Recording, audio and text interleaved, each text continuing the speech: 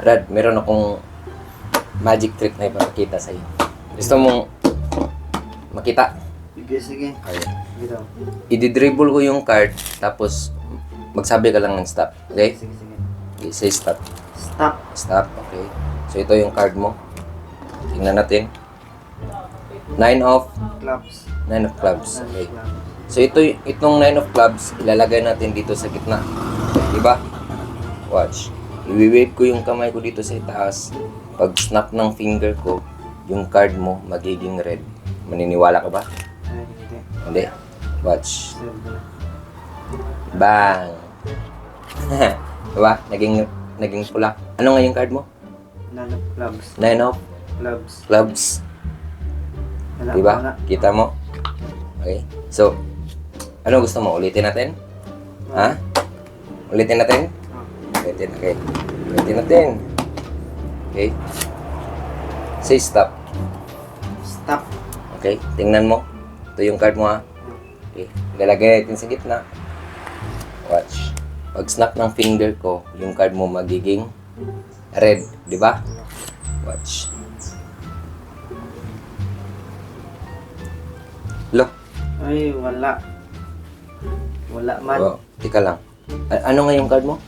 10 of spade. 10 of spades? Di ba magiging red yung card mo? Ito. Ano nga yung card mo?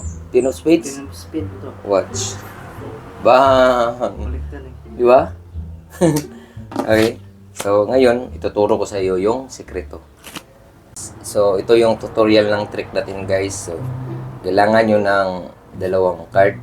10 of spades, tapos blue and red. Okay? Tapos, ganito yung setup niya, guys. Itong 10 of spades, ilagay nyo dito. Tapos, itong pulang card, ilagay nyo dito. Okay? So, ganito yung setup niya.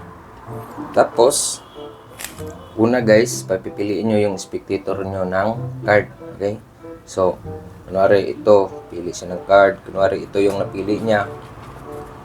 And guys, ilagay nyo dito sa gitna. Ay, sa ibabaw. Tapos, i-cut nyo.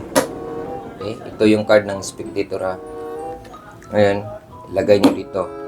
Tapos, i-wave nyo yung kamay nyo dito sa taas. Kunwari, tapos pag stop ng finger nyo, magiging pula.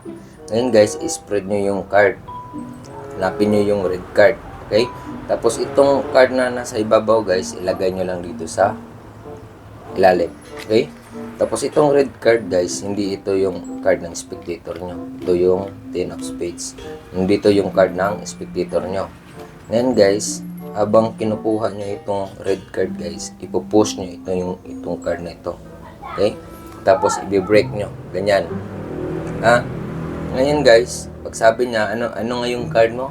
7 of spades. Okay?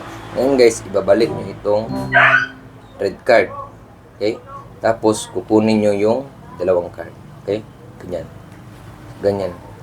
So, magmumukhang naging red card yung card ng spectator nyo.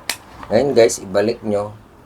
Ilagay nyo kunwari itong 7 of spades dito sa table. Pero, 10 of spades na ito. Okay? So, yung isang 10 of spades, guys, nandito sa ilalim. Okay? So, ngayon, sabihan nyo lang yung spectator nyo na ulitin nyo yung trick, okay? Tapos isi-shuffle nyo yung card, mag-say lang siya ng stop, okay? So ganito lang yung gawin nyo, okay? Magsabi ka ng stop, Brad. Stop. Stop, okay? Kung magsabi na siya ng stop, guys, papakita nyo lang itong nasa ilalim. Ganyan. Okay? Ngayon, ulitin nyo, i-wave nyo yung kamay nyo dito sa ibabaw.